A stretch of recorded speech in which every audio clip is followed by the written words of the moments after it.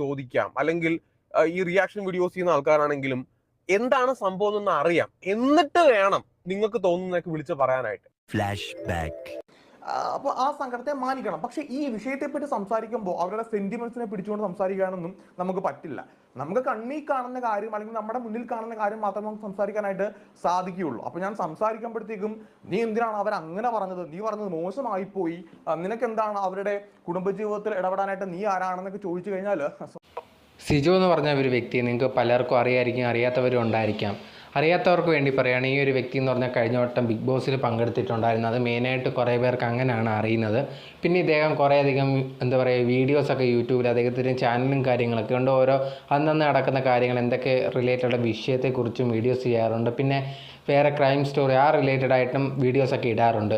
ഇപ്പോൾ ലേറ്റസ്റ്റ് ആയിട്ട് ഇദ്ദേഹത്തിൻ്റെ ഇതേ കണക്ക് ഇപ്പം ഉപ്പുമുളകും ലൈറ്റ് ആ ഒരു വീട്ടിലെ ഇളയ മോൾ ഇപ്പം ഇതേ കണക്ക് കല്യാണം കഴിക്കുകയുണ്ടായി, ഒളിച്ചോടിപ്പോയി. അതും ആ ഒരു എൻഗേജ്മെൻറ്റ് നടത്താൻ വെച്ചിരുന്ന ആ ഒരു പയ്യനുമായിട്ട് തന്നെയാണ് നടത്തിയിരുന്ന ആ പയ്യനുമായിട്ടാണ് ഇപ്പോൾ ഒളിച്ചോടി കല്യാണം കഴിച്ചത്. ഇതിനുള്ള കാരണക്കാരും വീട്ടുകാരാണ്, അച്ഛനും അമ്മയൊക്കെ ആണെന്നൊക്കെ പറഞ്ഞ് കുറേയധികം വീഡിയോസും കാര്യങ്ങളും ഒക്കെ പറഞ്ഞിരുന്നു. അതുപോലെ തന്നെ ഈ ഒരു അച്ഛനും അമ്മയ്ക്കും കല്യാണം കഴിക്കാൻ താല്പര്യമില്ലെന്നൊക്കെ പറഞ്ഞ് ഓരോരുത്തർ വീഡിയോ ഒക്കെ ഇട്ടിട്ടുണ്ടായിരുന്നു. അതിനിടയിൽ ലൈഫ് ഓഫ് അനന്തു എന്ന് പറഞ്ഞ യൂട്യൂബ് ചാനൽ അനന്തു എന്ന് പറഞ്ഞ ഒരു വ്യക്തി ഒരു വീഡിയോ ഇതിനെക്കുറിച്ച് ഇട്ട സമയത്ത് അദ്ദേഹം പറഞ്ഞൊരു കാര്യം എന്ന് പറയുന്നത്, ഈ ഒരു മാതാപിതാക്കളെ ഈ ഒരു എൻഗേജ്മെൻറ്റൊക്കെ നടത്തിയ സമയത്ത് കുറേയധികം പ്രമോഷനും കുറേയധികം ചെയ്തിട്ടുണ്ടായിരുന്നു. ഫുൾ എൻഗേജ്മെൻറ്റും അതേ രീതിയിൽ പ്രൊമോഷനായിട്ടല്ല ചെയ്തത്, എന്നാൽ പോലും ചില കാര്യങ്ങൾ പ്രൊമോഷനായിട്ട് ചെയ്തിട്ടുണ്ടായിരുന്നു എന്ന് പറഞ്ഞൊരു ചെറിയൊരു കാര്യം അതിനകത്ത് അദ്ദേഹത്തിൻ്റെ വീഡിയോയിൽ പറഞ്ഞിട്ടുണ്ടായിരുന്നു.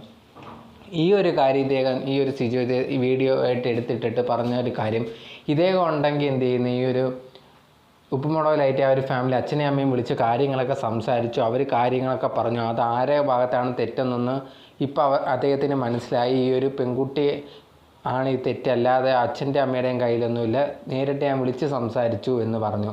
സോ നിങ്ങളിങ്ങനെ വീഡിയോ ഇടുമ്പോഴത്തേന് ഇതിനെക്കുറിച്ചൊക്കെ വിളിച്ച് അന്വേഷിച്ചതിന് ശേഷം മാത്രമേ വീഡിയോ ഇടാവൂ, അല്ലാതെ ഒരിക്കലും വീഡിയോ ഇടാൻ നിൽക്കരുത് എന്നാണ് പറഞ്ഞത്. അതും മെയിനായിട്ട് അനന്തുവിൻ്റെ കാര്യമാണ്. അനന്തു ആ ഒരു കാര്യങ്ങളൊക്കെ സംസാരിച്ചപ്പോൾ എന്തെങ്കിലും ഒരു ചാനലിൽ വന്നിരുന്ന് പറയാനോ അല്ലെങ്കിൽ കാര്യങ്ങളോ ഒന്നും ചെയ്ത് അവർ ഇമോഷൻസ് നിങ്ങൾ അറിയണം. കാരണം ഒരു മോഡ് പോകുമെന്ന് പറയുമ്പോഴത്തേക്ക് എന്തുമാത്രം വിഷമം കാണും. അപ്പോഴേ നിങ്ങൾ ഇങ്ങനത്തെ വീഡിയോ ഒക്കെ ഒന്നും സെർച്ച് ചെയ്യാതെ അല്ലെങ്കിൽ അവരെ വിളിച്ച് ചോദിക്കാതെയൊക്കെയാണോ വീഡിയോ ഇടുന്നതെന്ന് പറഞ്ഞാൽ അവർ ഈ ഒരു സിജോ എന്ന് പറഞ്ഞൊരു വ്യക്തി ഇന്നലെ ഭയങ്കര ഒരു വീഡിയോ ഒക്കെ ഇട്ടിട്ടുണ്ടായിരുന്നു. ആ ഒരു വീഡിയോ ഇട്ടതിന് ശേഷമാണ് ഭയങ്കരമായിട്ട് ആ ഒരു സിജോ എയറിലാവാൻ തുടങ്ങിയത്. കാരണം എന്ന് പറഞ്ഞാൽ ഇതിനു മുമ്പ് ഈ ഒരു ഉപ്പുമുളകിലായിട്ടിൽ ആദ്യത്തെ മുഴുതയാണ് ഒളിച്ചോടി പോയ സമയത്ത് ഈ സിജോ തന്നെ അദ്ദേഹത്തിൻ്റെ ചാനൽ ഒരു 2 വർഷം മുമ്പ് ഒരു 4-5 വീഡിയോ അതിനെ തുടർന്ന് ഇട്ടിട്ടുണ്ടായിരുന്നു. ആ വീഡിയോയിലെ ക്ലിപ്സാണ് നിങ്ങൾ ആദ്യമേ കണ്ടത്. സോ ആ ഒരു സമയത്ത് അദ്ദേഹം പറഞ്ഞൊരു കാര്യം, നിങ്ങൾക്കൊക്കെ ഇങ്ങനെയൊക്കെ ഇമോഷണലായിട്ട് ഈ അദ്ദേഹത്തിന് അവരെ കുടുംബത്തെ എന്തിനാണ് പറയുന്നതെന്ന് ചോദിച്ചു കഴിഞ്ഞാൽ അങ്ങനെ ഞങ്ങളെ കണ്ണിൽ കാണുന്നത് പറയും എന്ന് ആ ഒരു സിജോ തന്നെ ആ സമയത്ത് പറഞ്ഞിട്ടുണ്ടായിരുന്നു.